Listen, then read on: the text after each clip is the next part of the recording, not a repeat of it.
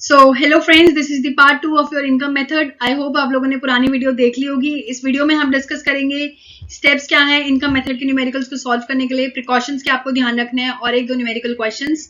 So let's start with the video. This is the my recommendation book by Sandeep Garg. मैं आपको बता चुकी हूँ ऑलरेडी। अगेन मैंने आपसे एक पुरानी वीडियो में एक क्वेश्चन पूछा था कि which of the following is not a part of compensation of employees. इनमें से कौन सा कॉम्पनसेशन ऑफ एम्प्लॉइज का पार्ट नहीं है। कॉम्पनसेशन ऑफ एम्प्लॉइज में हमने देखे थे कि wages in salaries in cash, wages in salaries in kind, और हमने एक कंपोनेंट और देखा था, वो था एंड थर्ड कंपोनेंट हम लोगों ने देखा था employers contribution to social security scheme, जिसमें हमें एम्प्लॉयर्स वर्ड पे ध्यान देना है।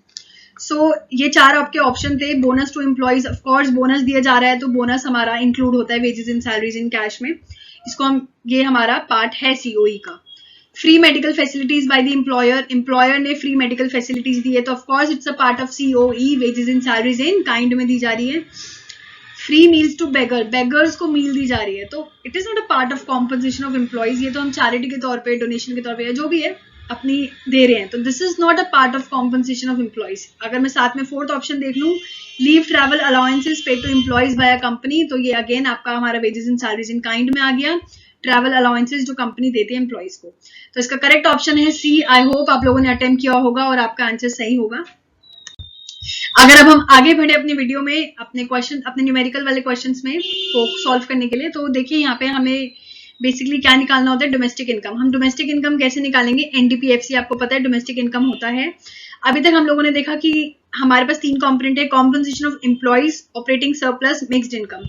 कॉम्पनसेशन ऑफ एम्प्लॉयज में हमने देखा wages in salaries in cash, wages in salaries in kind and employers contribution to social security scheme. Along with this operating surplus में हमने देखा rent and royalty, interest and profit, और mixed income हम लोगों ने एक थर्ड कंपोनेंट देखा। बस इतना ही होता है एनडीपीएफसी। अगर आप इन तीनों को ऐड कर लेते हैं तो आपका एनडीपीएफसी निकल आएगा। ठीक है, I hope so this is it, कि अगर आप इन तीनों कंपोनेंट को ऐड कर देंगे, compensation of employees, operating surplus जिसके अंदर rent and royalty, interest, profit आता है, एंड मिक्स्ड इनकम। ठीक है, उसके बाद अगर मैं देखें, अब स्टेप्स की अगर मैं बात करूं तो बहुत आसान है। स्टेप्स भी इसी से ही बन रहे हैं कि पहला स्टेप आपका हो गया identify and classify the production unit. आप क्लासीफाई कर लो कि वो प्राइमरी सेक्टर है, टर्शियरी सेक्टर है, सेकेंडरी सेक्टर है, कौन से सेक्टर की हम बात कर रहे हैं। उसको आइडेंटिफाई करने के बाद आपका काम है कि आप फैक्टर इनकम देखो हर एक सेक्टर की, पेड बाय ईच सेक्टर की, हर सेक्टर में क्या क्या फैक्टर इनकम दी जा रही है। ठीक है, सारे फैक्टर इनकम देखने के बाद आपका क्या काम है, डोमेस्टिक इनकम निकालना। डोमेस्टिक इनकम कैसे निकालना है मैं आपको बता चुकी हूँ, एनडीपीएफसी कैसे निकलेगा इन सबको ऐड करके। और साथ में ही फिर लास्ट में अगर आपको, क्योंकि नेशनल इनकम निकालना है, नेशनल इनकम होता है एनएनपीएफसी, तो we are champion in this.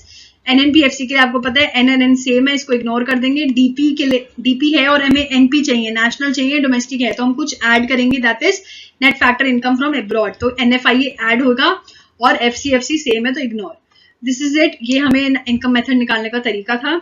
अब अगर कुछ प्रिकॉशंस की मैं बात करूं जो आपको ध्यान रखने हैं इनकम मेथड में सॉल्व करते समय, पहला प्रिकॉशंस है imputed value of the services provided by the owner of the production unit. देखो, कोई भी वैल्यू ऑफ सर्विसेज, कोई भी सर्विसेज एक प्रोडक्शन यूनिट ऑफर कर रही है, कोई भी प्रोडक्शन सर्विस, प्रोडक्शन यूनिट कोई सर्विसेज अगर दे रही है तो उसकी इम्प्यूटेड वैल्यू हम कैलकुलेट करेंगे। ठीक है, इम्प्यूटेड वैल्यू क्या होता है मैं आपको ऑलरेडी पहले बता चुकी हूँ। मैंने आपको बताया था कि किस तरीके से हम रेंट की वैल्यू, इम्प्यूटेड वैल्यू निकालेंगे। ठीक है, तो अपना खुद का घर हम यूज कर रहे हैं, सेल्फ कंजम्पशन के लिए कोई चीज यूज कर रहे हैं तो उसकी इम्प्यूटेड वैल्यू देखी जाएगी और उसको इंक्लूड किया जाएगा। ठीक है, तो ये आपको ध्यान रखना है, imputed value of services provided by the owner of production unit. दूसरी चीज जो इंक्लूड नहीं होगी वो है ट्रांसफर इनकम। देखो, ट्रांसफर इनकम को हम इंक्लूड नहीं करते हैं। ट्रांसफर इनकम क्योंकि वन साइडेड पेमेंट है, इसको इंक्लूड नहीं करा जाएगा नेशनल इनकम में। इसका कोई काम नहीं क्योंकि इसमें कोई प्रोडक्टिव सर्विसेज हमारी हो नहीं रही है। मैंने बताया था इनकम मेथड के अंदर हम वो सारी इनकम ऐड करेंगे जिससे कुछ प्रोडक्शन हो रही हो। ट्रांसफर इनकम आपको कुछ मिल रहा है, इसमें आपकी कोई प्रोडक्शन की बात नहीं हो रही है, तो this will not be included. ठीक है, नेक्स्ट है income from sale of second hand goods. कोई भी सेकेंड हैंड गुड अगर हम बेच रहे हैं उससे जो हम इनकम गेन कर रहे हैं वो हमारा इंक्लूड नहीं होगा।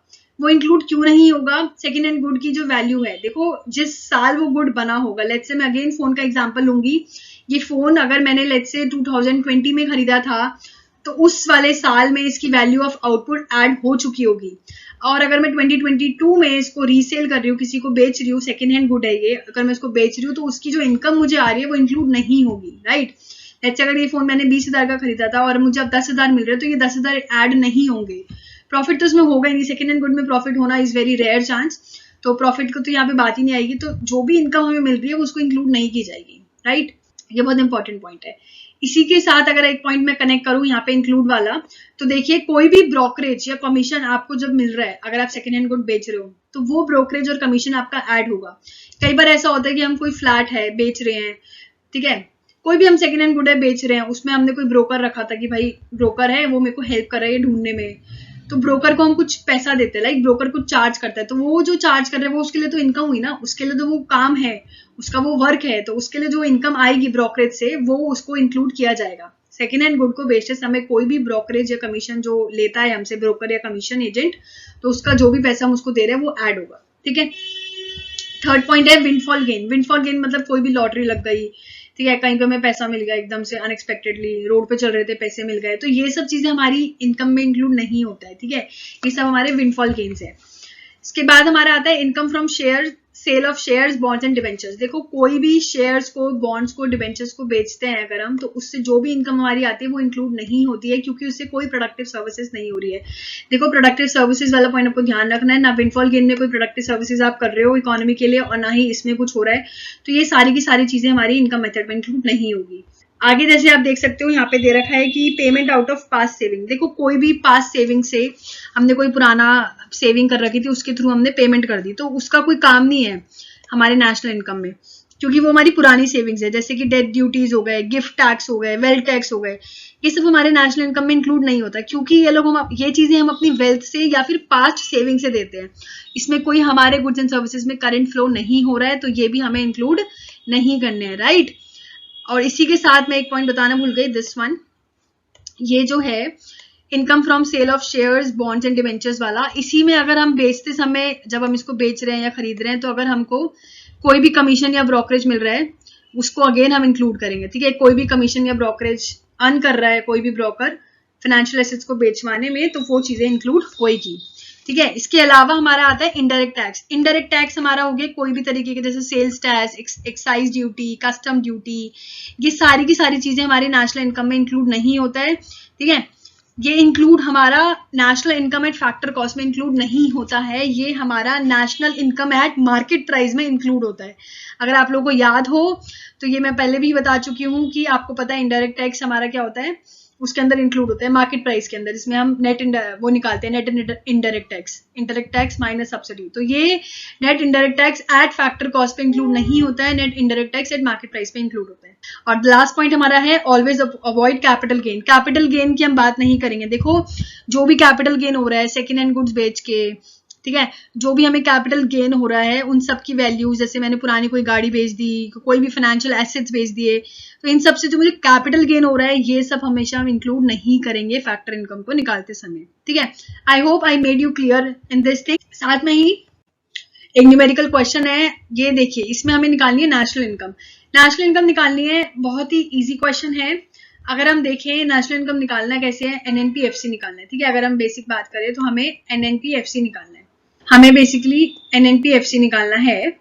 तो यहाँ पे हमको क्या क्या गिवन है, हमको गिवन है कॉम्पनसेशन ऑफ एम्प्लॉइज गिवन है, वेजेस इन काइंड गिवन है, इनडायरेक्ट टैक्स गिवन है, gross domestic fix capital formation, net export, operating surplus, mixed income of self employed and net factor income from abroad. अब देखो हमें अभी देखा कि हम लोग को कैसे सॉल्व करना है न्यूमेरिकल। हमने देखा कि पहला हमारा कॉम्पोनेंट होता है compensation of employees. Compensation of employees में आपको पता है क्या क्या चीजें ऐड होती है, wages and salaries in cash, wages and salaries in kind and employers contribution right to social security scheme। यहाँ पे आपको देखो wages in kind दे रखा है और compensation of employees वैसे आपको डायरेक्ट दे दिया है 13,300 करोड़, तो आपको ये सीधा ऐड कर देना है, ठीक है। उसके बाद आपको wages in kind और ये अलग से जो दे रखा है उसको देखने की कोई नीड ही नहीं है, तो कॉम्पनसेशन ऑफ एम्प्लॉइज आप ऐड करोगे। साथ में हमारा होता है plus operating surplus. Operating surplus के अंदर हमने देखे थे 3 component, rent and royalty, interest and profit. तो अगर हम देखिए ऑपरेटिंग सरप्लस हमें दे रखा है 5,000, तो 13,300 में प्लस कर देना 5,000, वेरी सिंपल। थर्ड टर्म हमने देखे थे मिक्स्ड इनकम। मिक्स्ड इनकम क्या आपको क्वेश्चन में गिवन है, यस आपको गिवन है 16,100 करोड़, तो इसको भी ऐड कर देंगे। ये तीनों ऐड करोगे तो आपके पास क्या आ जाएगा, आपके पास आएगा एनडीपीएफसी, ठीक है, compensation of employees plus operating surplus plus mixed income. ये ऐड करने के बाद आपको पता है हमें क्या निकालना है, हमको निकालना है एनएनपीएफसी। एनएनपीएफसी के लिए आपको क्या टर्म चाहिए, नेट एक्सपोर्ट, NFIA चाहिए। तो NFIA के लिए you have net factor income from abroad which is 300, तो वो भी आप ऐड कर दोगे। Got it? तो बहुत ही सिंपल क्वेश्चन था, बहुत ही इजी क्वेश्चन था। 13,300 प्लस आपका हो गया एक term 5,000 operating surplus plus 16,100 and net factor income from abroad plus 300। देखो आप ध्यान से देखो, ये जो इतनी सारी चीजें दे रखी है, wages in kind, indirect tax, gross domestic fix capital formation, net export, ये सब यूजलेस है, ये हमारे को कोई काम के लिए नहीं है, बच्चों को कंफ्यूज करने के लिए दी जाती है। कई बार हम लोग क्या करते हैं, कॉम्पनसेशन ऑफ एम्प्लॉयज के साथ साथ वेजेस को भी ऐड कर देते हैं, बट आपको ध्यान रखना है कि सिर्फ एक ही चीज ऐड होगी। अगर इन लोगों ने कॉम्पनसेशन की जगह wages and salaries in cash दे रखा होता और यहाँ wages and salaries in kind दे रखा है, तो आपको इन दोनों को ऐड करना पड़ता है। तो ये ऑब्जर्वेशंस आपको ध्यान रखने हैं कि क्वेश्चंस में क्या यूज हो रहा है और इसमें कौन सा मेथड लगेगा, आप देख सकते हैं, क्योंकि आपके पास ज्यादा डेटा इनकम मेथड के है। देखो वैल्यू एडेड मेथड की तो कोई डेटा आपको लग ही नहीं रही है, और ये जो gross domestic fix capital formation है, ये हम नेक्स्ट वीडियो में देखेंगे, जो कि एक्सपेंडिचर मेथड का पार्ट है, तो उसके लिए इंक्लूड होगा। ठीक है, तो आपको ध्यान रखना है, उस हिसाब से आप अपना मेथड यूज करोगे कि कौन सा मेथड यूज होगा। थर्ड मेथड जो हमारा एक्सपेंडिचर मेथड है, वो मैं नेक्स्ट वीडियो में डिस्कस करूंगी। तब तक के लिए thank you so much, take care, and अगर आपको ये वीडियो अच्छी लगी है तो लाइक करिए, शेयर करिए एंड सब्सक्राइब करिए। See you in the next video.